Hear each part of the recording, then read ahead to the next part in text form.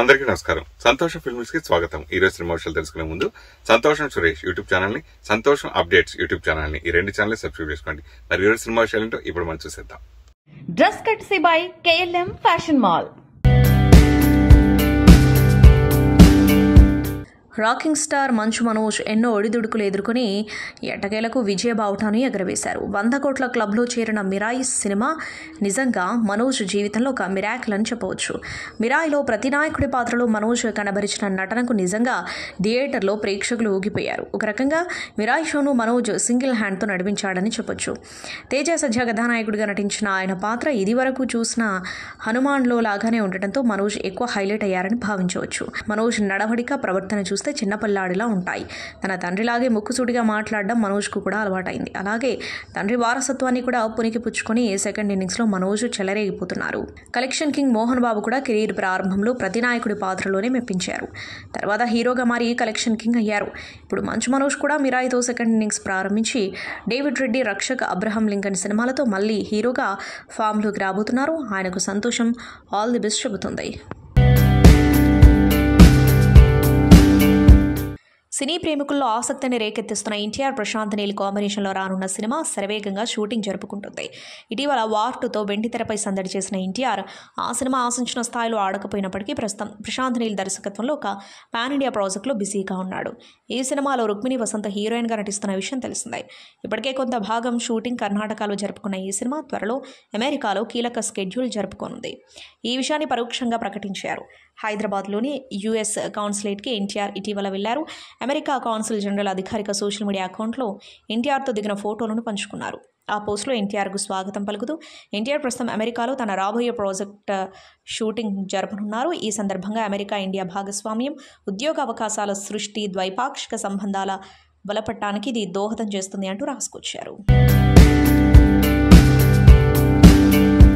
పరుచూరి వేణు, అభిరామ్, యశీల, స్వాతి సిరి, రవిశంకర్ రెడ్డి, రుహి తదితరులు ప్రధాన పాత్రలో రూపొందిన new age love story forever Tridev pictures నిర్మాణంలో ఆర్ విశ్వనాథన్ రూపొందించిన ఈ లఘు చిత్రానికి ప్రవీణ్ శ్రీరామ్ సంగీతం అందించారు. పరుచూరి వేణు ప్రధాన పాత్రలో నటించడంతో పాటు ఎగ్జిక్యూటివ్ ప్రొడ్యూసర్గాను వ్యవహరించారు. ప్రముఖ OTT సంస్థ ఈటీవీ విన్ కథాసుధ పేరిట ప్రతి ఆదివారం ఒక షార్ట్ ఫిల్మ్ని విడుదల చేస్తున్న సంగతి తెలిసిందే. అందులో భాగంగా సెప్టెంబర్ 21న ఈటీవీ విన్లో ఫర్ ఎవర్ స్ట్రీమింగ్ కానుంది. ఈ షార్ట్ ఫిలిం ఈ ఏడాది జనవరిలో షూటింగ్ ప్రారంభమై కేవలం 5 రోజుల్లో పూర్తయింది. నటీనటులు, సాంకేతిక నిపుణుల కృషి, అంకిత భావం వల్ల ఇది సాధ్యమైంది. అనంతరం నెలకు పైగా జాగ్రత్తగా పోస్ట్ ప్రొడక్షన్ జరిపి వినసొంపైన సంగీతం, అద్భుతమైన విజువల్స్, ఖచ్చితమైన ఎడిటింగ్తో క్వాలిటీ స్టోరీ టెల్లింగ్ను అందించారు.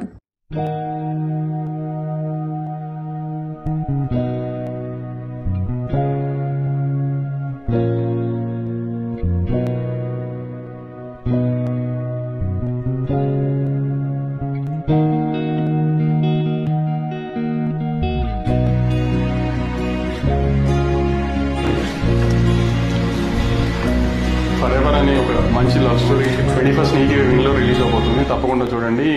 యంగ్స్టర్స్ ఎంకరేజ్ చేస్తారు. Thank you so much. All the best. Thank you so much. Thank you.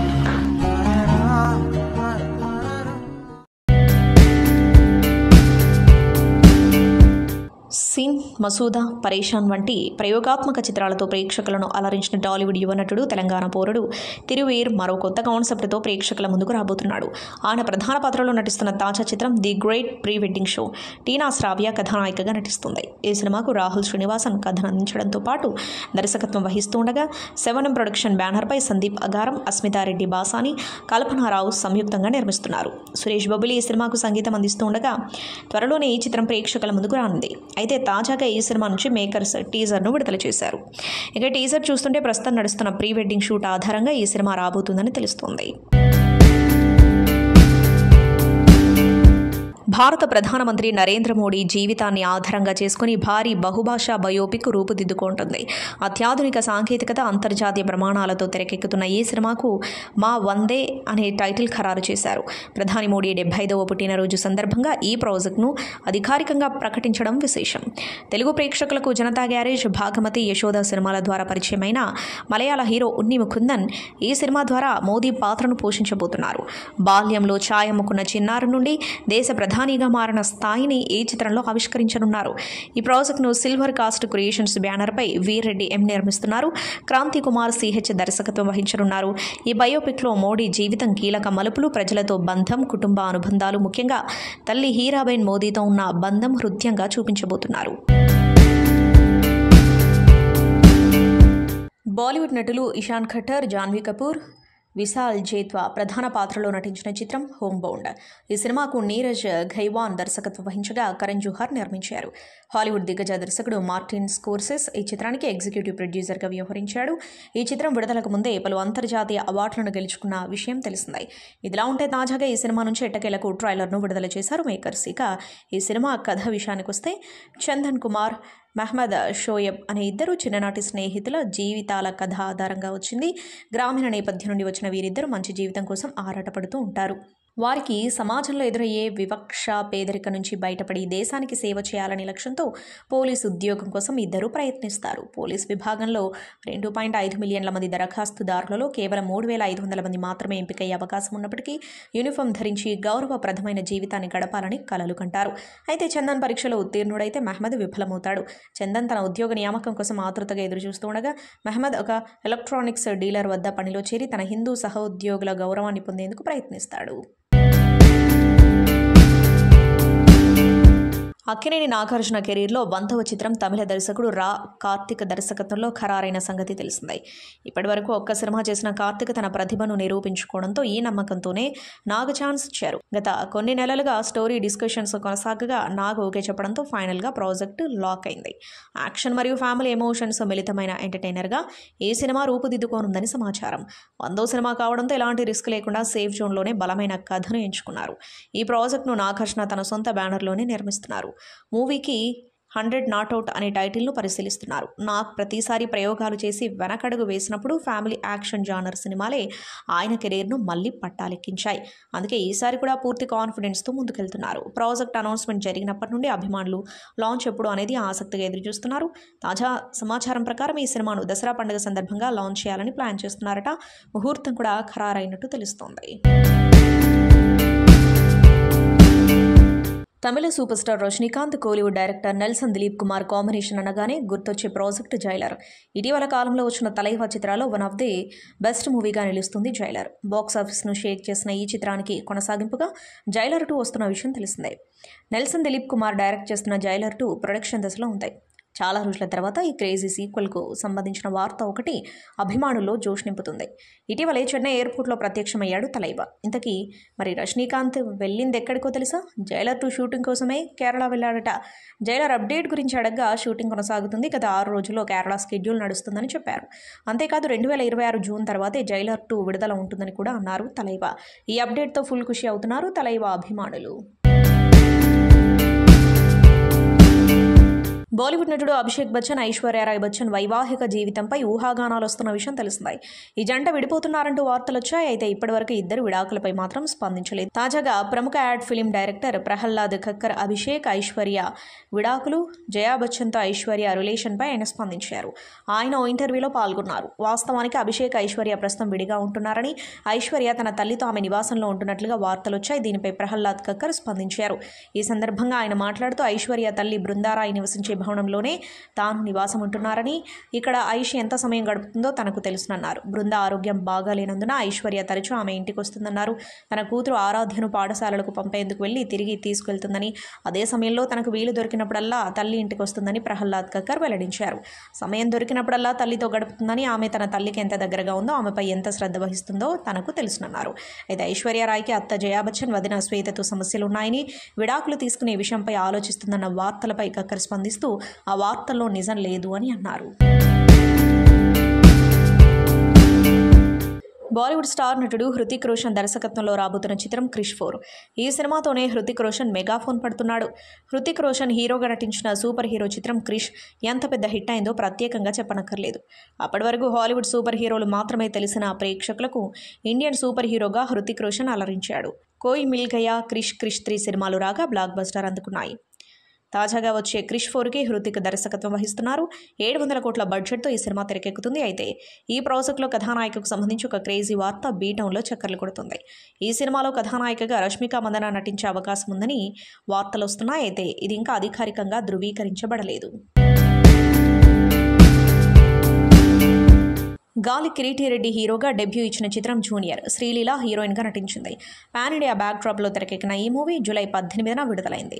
Telugu, Kannada, తమిళం, హిందీ, మలయాళ భాషలో రిలీజ్ అయిన జూనియర్ మిక్స్డ్ టాక్తో స్క్రీనింగ్ అయిన ఈ మూవీ బాక్సాఫీస్ వద్ద లాంగ్ రన్లో తన స్థానాన్ని నిలుపుకోలేకపోయింది. అయితే థియేటర్లలో ఆశించిన స్థాయిలో ప్రేక్షకుల అంచనాలు అందుకోలేకపోయిన ఈ చిత్రం ఇక డిజిటల్ ప్లాట్ఫామ్లో తన లక్ను పరీక్షించుకునేందుకు రెడీ అయింది. బాలీవుడ్ బ్యూటీ జెనీలియా కీలక పాత్రలో నటించింది. Junior movie popular Telugu OTT platform ఆహాలో స్ట్రీమింగ్ కానుంది.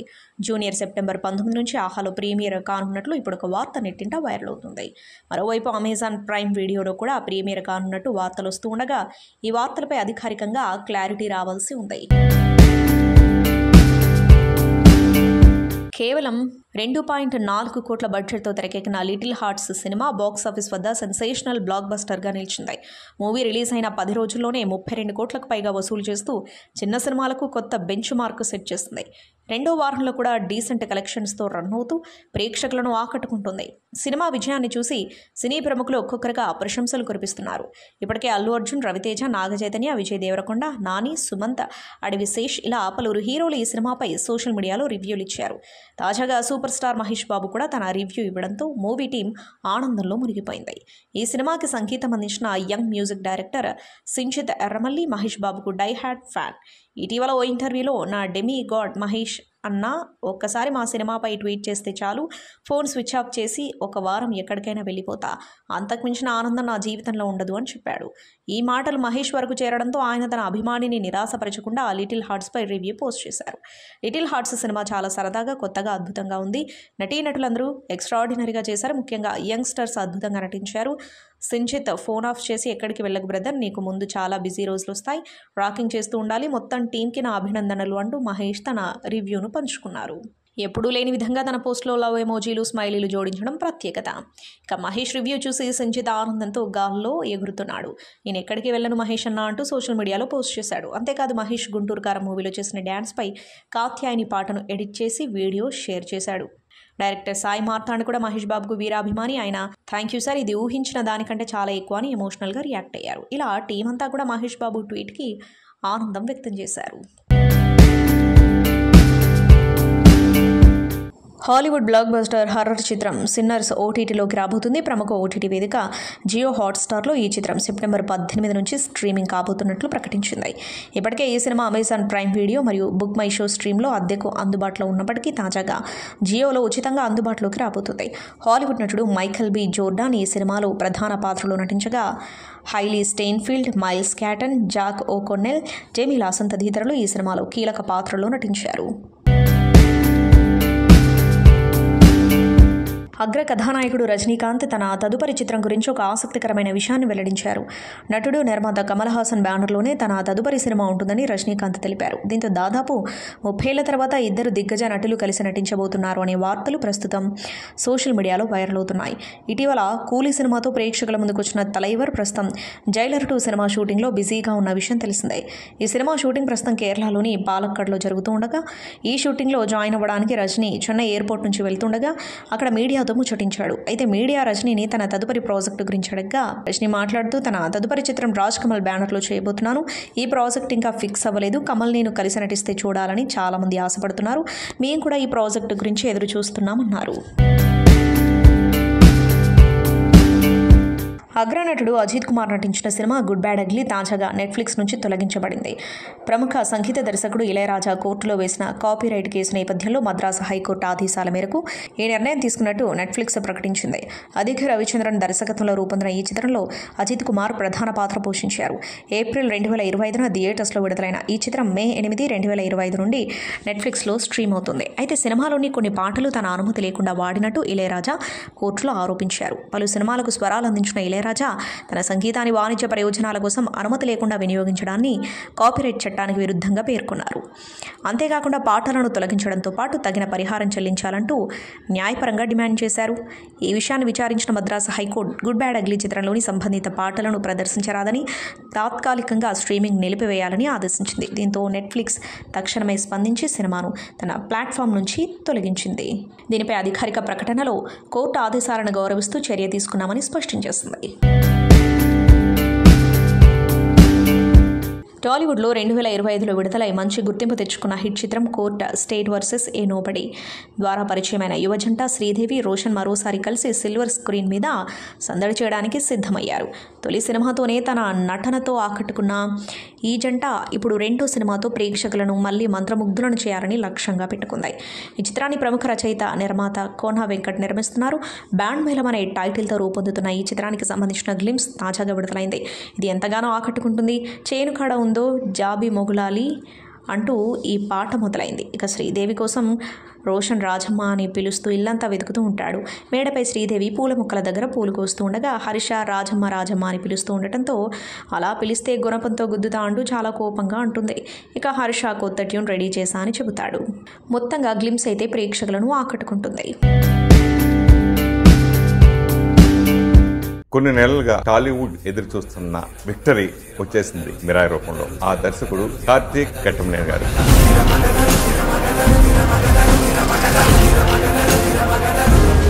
ఇదే మిరాయి. అప్పుడు మనోజ్ని చూడగానే షాక్ అయ్యా. నా కథ ఎలాగైనా యాక్షన్ హై ఎండ్లో చేయాలి అనేది ఉంది సార్.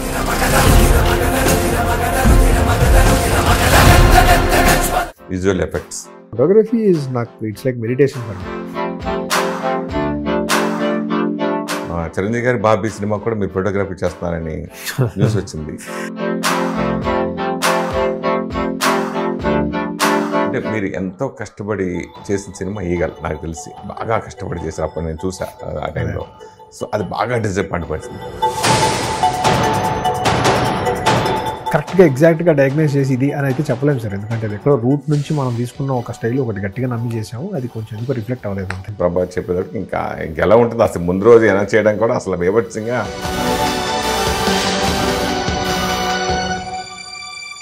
ఎక్కడో ఒక పెద్ద మనిషి ఒక స్టార్ వచ్చి కథ స్టార్ట్ చేస్తే అది చాలా పెద్దది అనేది బిలీవ్ చేయడానికి హెల్ప్ అవుతుందని నమ్మకం.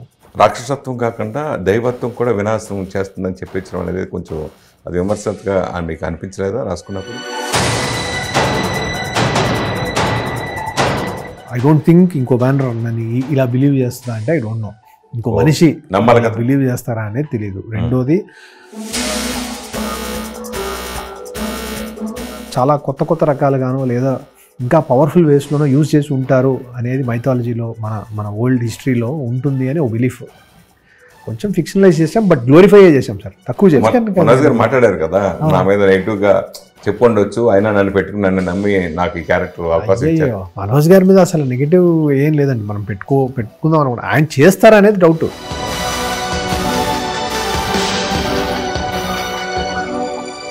అంటే దర్శకుల్లో అవగాహన లేకపోవడం వల్ల ఎక్కువ cost of production plus wastage ఎక్కువ జరుగుతుంది అనేది ఈ మధ్య బాగా ఎక్కువ వినిపిస్తూ ఉంది. ఎస్పెషల్లీ ఈ సినిమాలో కూడా 2 పార్ట్లు మీరు షూట్ చేసి మన రీజనింగ్ చెప్తాను. ఇది నేను ఎందుకు పెడుతున్నాను దానికి నేను ఇలా అనుకుంటున్నాను బ్రదర్ బాగానే ఉంటుందేమో అని. బట్ రెండోసారి డైరెక్టర్ అన్నాక ఇంకా నో డిస్కషన్, తీసేసి వేరే పెట్టేయడమే.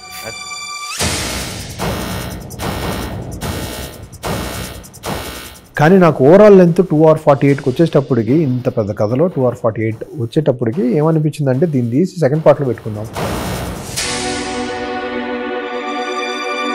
ఒక మంచి కథ, యాక్షనే, కానీ ఇంకో విధంగా రవితేజ గారితో తీయాలని అయితే ఉంది సార్.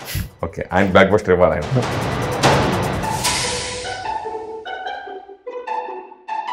ఇప్పుడు ఆ రోజు అంతా రెయిన్ఫాల్ అని ఉంటుంది, మనకేం పర్మిషన్ ఉంటుంది. ఓకే, ఆ రెయిన్ ఏమో తగ్గుతూ ఉండదు, కానీ ఏదో రూపంలో రెయిన్ ఆగడము, మళ్ళీ రీస్టార్ట్ అయ్యి ఎందుకో అయిపోవడము.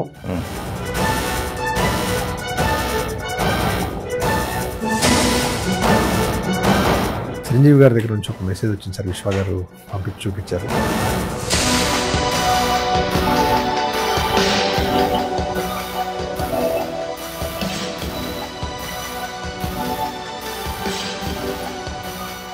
సంతోషం సురేష్ యూట్యూబ్ ఛానల్ ద్వారా ఎక్స్క్లూజివ్ ఇంటర్వ్యూని, ఎక్స్క్లూజివ్ లైవ్ షోస్ ని, ఎప్పటికప్పుడు కొత్త కొత్త విశేషాలని మీకు అందించడం జరుగుతుంది. మీ మొబైల్ అండ్ యూట్యూబ్ వెళ్ళి సంతోషం సురేష్ అని టైప్ చేయండి, అలాగే సంతోషం అప్డేట్స్ అని టైప్ చేయండి. ఈ 2 ఛానల్ సబ్స్క్రైబ్ చేసుకోండి, ఎప్పుడు సబ్స్క్రైబ్ చూసేయండి. Thank you. Dress కట్సీ by KLM fashion mall.